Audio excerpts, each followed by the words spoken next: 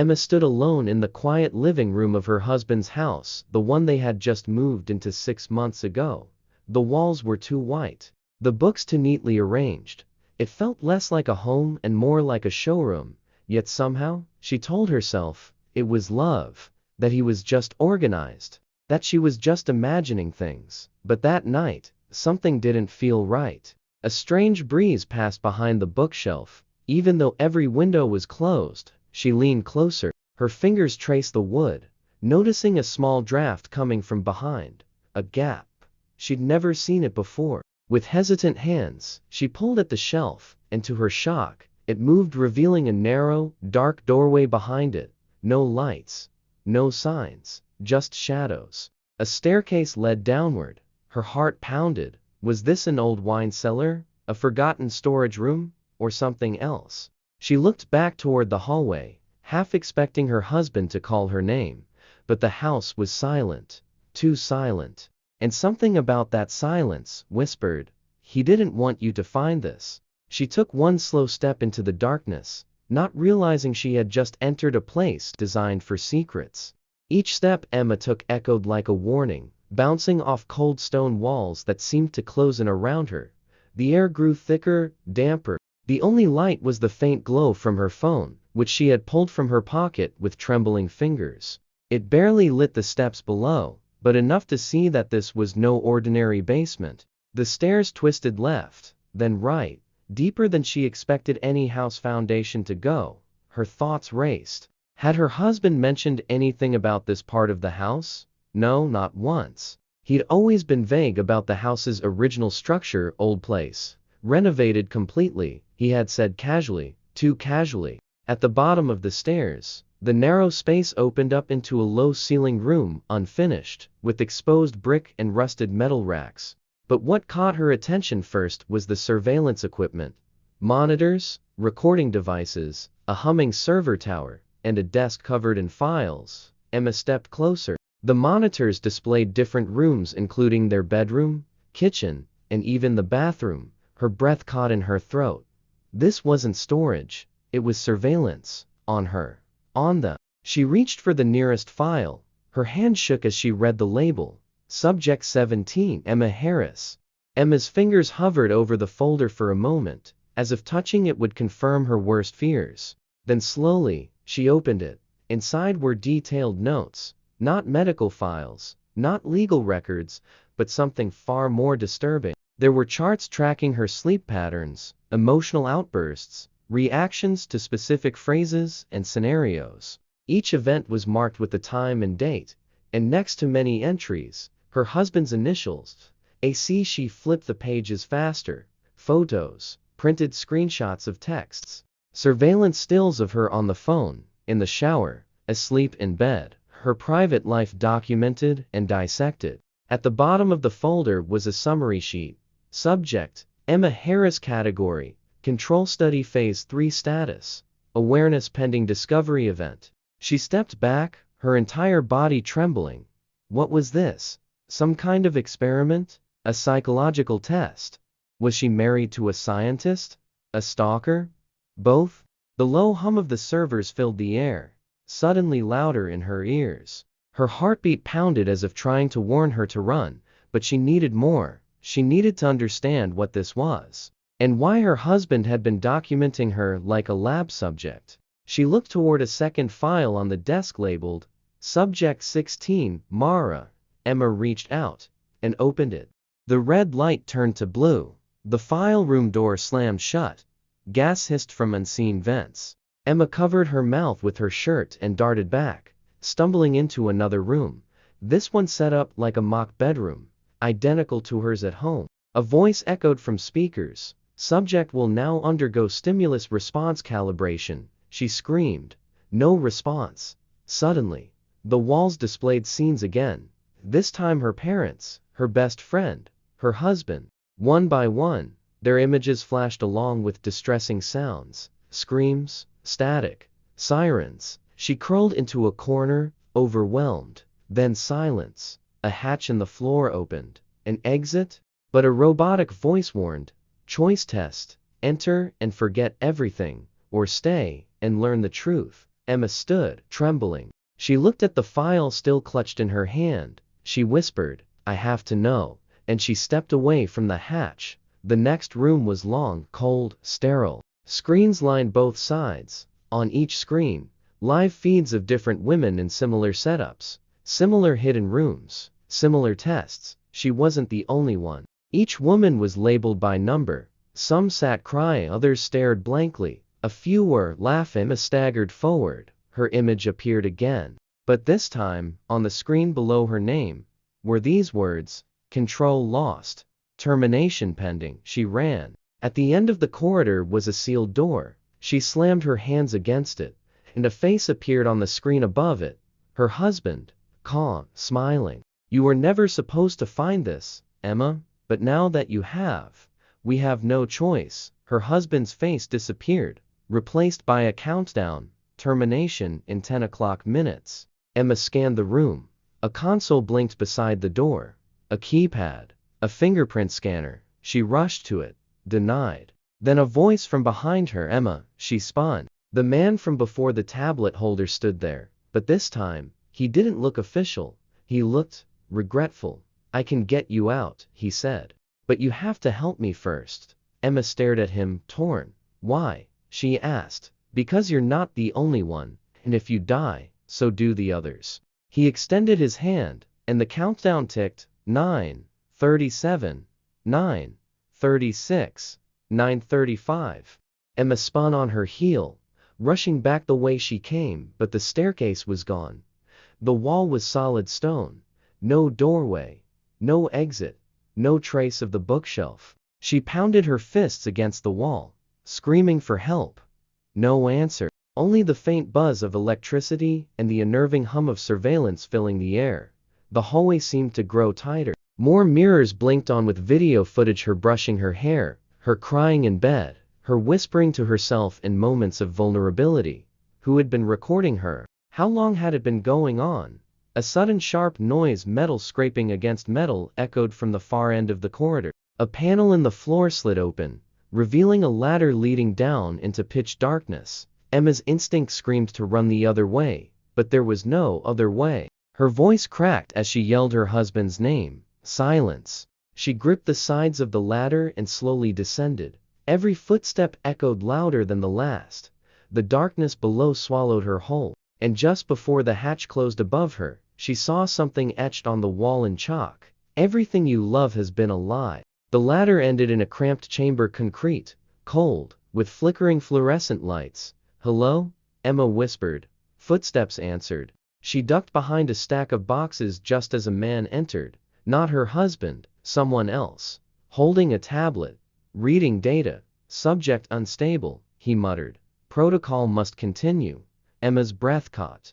Subject? Protocol? The man walked to a monitor and typed something in. On the screen, a video appeared. It was her earlier that day, brushing her teeth. He rewound it, played it again, and again. Suddenly, he turned his head as if sensing something. Emma froze, but he didn't see her. He left through another steel door. Emma stood slowly, eyes locked on the screen. Another video played. It was from 2 years ago, her wedding night. Her husband looking directly into a camera and nodding. She whispered, "He knew." And in that moment, she realized something chilling. This wasn't about surveillance. It was about control. Emma pushed open the door the man had gone through. It led to a narrow passage lined with filing cabinets floor to ceiling. She opened one. Inside were folders, labeled, indexed, with names, dates, photos. She found hers. Emma L. Grant, subject 047.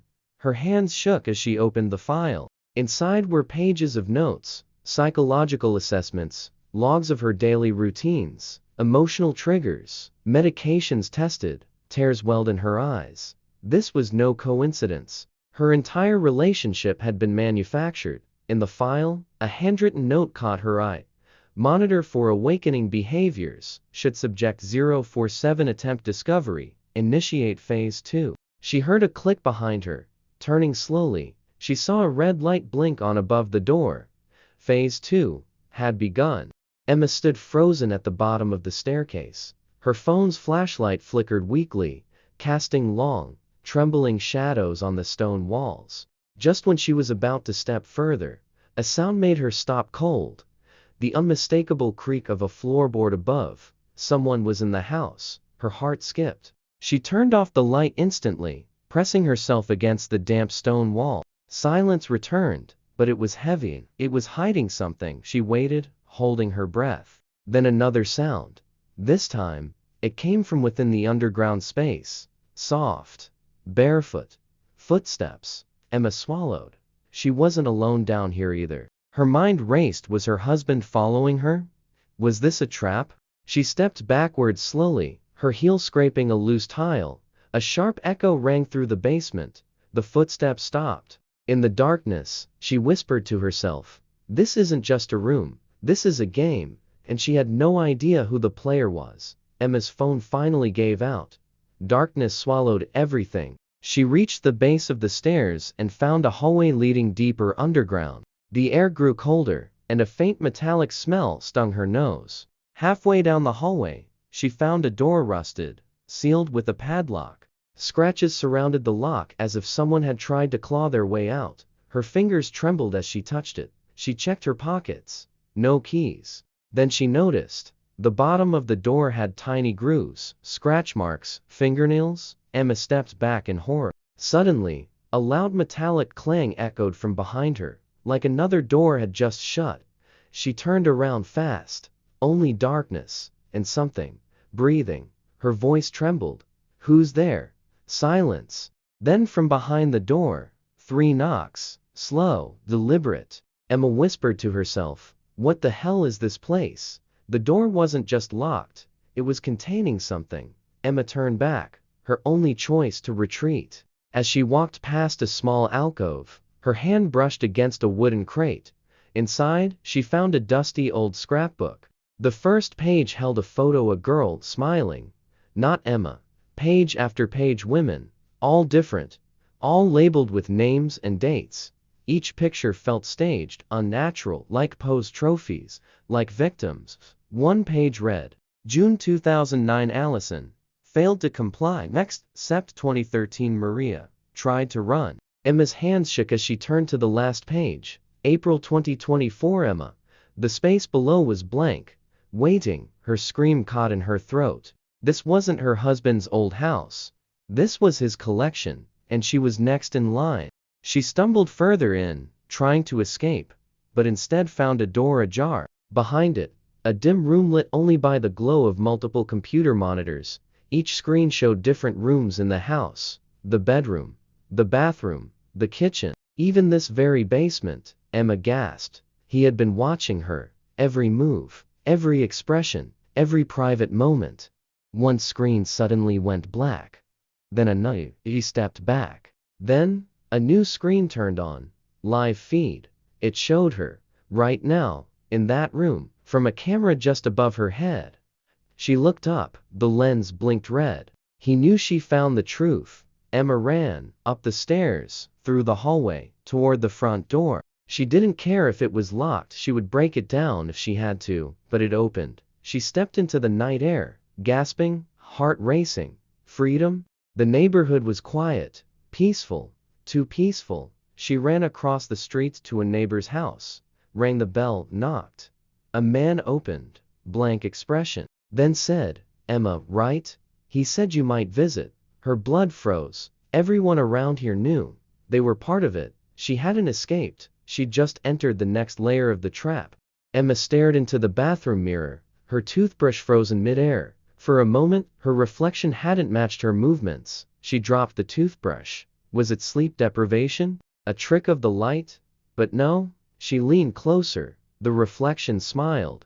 Emma did not. A chill ran down her spine. She blinked rapidly, and the mirror returned to normal. But her breath was shallow now. Was she losing her mind? Later that night, she returned with her phone to record it, but everything behaved normally. The footage showed nothing. Yet every time she glanced at that mirror, she felt watched, not from behind, but from within. The mirror was bolted to the wall. She took a hairpin and began unscrewing it, desperate to know what lay behind. As it loosened, a folded note fell out, wedged between the mirror and the wall. It read, Do not believe your eyes. He controls what you see. Emma couldn't sleep. She paced, eyeing the walls. That message. He controls what you see. Her husband had always joked about smart home tech and hidden features, but what if he wasn't joking? She pressed her ear to the wall behind the mirror. Nothing. Then, faintly, a mechanical whir, click. The wall moved just an inch, but enough to expose a small peephole, and behind it, a camera lens. Emma stumbled back, horrified. Who was he watching? Her. Always? Was it recording? Live streaming? Suddenly, the camera lens closed, like a shutter. Someone knew she'd found it. She ran into the living room, yanked open drawers, dug through his office, and found something terrifying. A dusty black case. Inside were tapes, hundreds of them, each labeled by date and room. Some dates were before she'd even met him. Her hands shook as she slid one into a nearby player. The footage began. It was her, in this very room, brushing her hair, laughing at a book. But this was from 2 years ago, before she'd even moved in. Emma confronted her husband. Why do you have footage of me before we met? She demanded. He didn't blink. What are you talking about? She showed him the tape. He stared blankly. This isn't you. Emma recoiled. What do you mean? That's my face. But he insisted. It's someone else. You're confused. She stormed out, reeling. Was she wrong? No, that was her. Her favorite robe. Her walk. Her humming. But his reaction planted doubt. What if there was someone who looked exactly like her? A twin? A clone? No, impossible. And yet, the more she searched the tapes, the more she saw someone identical living in this house, years before her. And then she noticed something. That woman always smiled, always cooked, always quiet, always obedient. Not like her. The woman on the tapes wasn't real. She was ideal. Determined to find the truth, Emma returned to the hidden basement. This time, she brought a flashlight and gloves. She opened every drawer, scanned every paper, every shelf. Then she found a rusted file box marked Serrer inside. Identification papers, photos, DNA reports, and a file on a woman named Ava. Same birthday, same face, same fingerprints. Emma's heart stopped. Was she Ava? Or was Ava her? Suddenly, everything blurred. Her memories felt like puzzle pieces from a different box.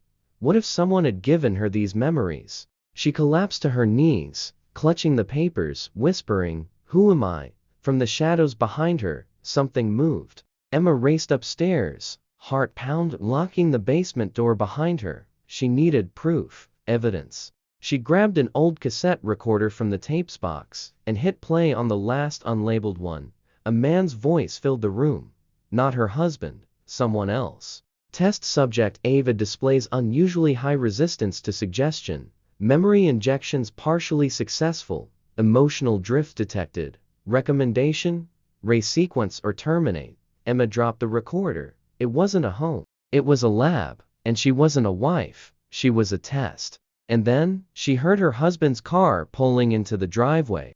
The narrow hallway led Emma to a room that was too quiet. It wasn't just silent, it was soundless. No echo. No footsteps. Even her breathing felt muffled, like she had entered a vacuum. The walls were smooth, metallic, lined with a strange black foam. In the center of the room sat a single metal chair, bolted to the floor. Above it, a small red light blinked. Watching. Always watching. Emma stepped closer. On a table nearby were folders, hundreds of them. She flipped one open. Inside, photos, notes, graphs, psychological evaluations. All of her. Handwriting she didn't recognize labeled her with phrases like, test phase to past, and subject exhibits disassociation under pressure. Her blood ran cold. Then, a sound broke the silence, but not from inside the room. It came from her head. A voice, her husband's, clear and cold. Isolation reveals the truth. Let's see who you really are, Emma. She turned wildly, but there were no speakers, no source. It was inside her, somehow. Emma clutched her head, stumbling backward and accidentally triggered a panel on the wall. It slid open silently, revealing stairs. Not up. Down. Emma took the stairs downward, the air growing denser with each step. This level smelled sterile, like a hospital and a prison combined. White light flickered overhead, buzzing like insects trapped in glass. She reached a hallway of glass cells. Inside them people, but they didn't react to her. Each sat silently, staring forward, eyes vacant. One woman looked exactly like her. Not similar, identical. Emma pressed her hand to the glass. "Who are you?" he whispered. The woman blinked. Slowly. "Emma." "No," Emma said, shaking. "I'm Emma." The other woman tilted her head. "So am I." Suddenly, alarms began to blare. Red lights pulsed from the ceiling. A voice echoed overhead. "Containment breach. Subject Alpha has entered observation zone Delta." Doors slammed shut behind her. Lockdown initiated. Emma turned to run, but the hallway began to shift. Walls moved. Doors vanished. It was a maze. A shifting, panical maze. She had triggered the next phase of the experiment. Not by accident, but by design. Emma fled the lab, guided by a blinking red light at the end of the hallway. As she approached, she saw an elevator, pristine, functional, completely out of place in the decaying ruins of the underground. She pressed the button. Ding. It opened. Inside, a mirror again. But this time, her reflection was calm. Too calm. It didn't blink when she did. It didn't breathe. It just watched. She stepped in anyway. The doors closed. No buttons. No floor numbers. Just one label etched in the metal panel. Reclamation. The elevator began to descend. "I wanted to go up," she whispered, but the machine didn't care. Suddenly, the mirror lit up, turning into a screen. Her husband's face appeared. "You're doing well, Emma. Better than the others. Let me go. You don't understand yet. You are the key. You always were." The maze, the clones, the memories, they were to prepare you. Prepare me for what? To remember. The elevator stopped. The doors opened to an endless corridor of mirrored versions of herself, each stepping out of a door simultaneously, turning to look at her in unison. Emma stepped forward into a hall of herself, and the voice said, "Let the final test begin." The walls moved like clockwork, forming new hallways with each turn Emma took. Her footsteps were the only sound now, echoing against metal and mirrors. Every corridor looked the same, but something was different. On the walls, videos began playing, flickering, distorted memories of her past, her as a child, falling off a swing, her first day at college, her wedding. But something was wrong.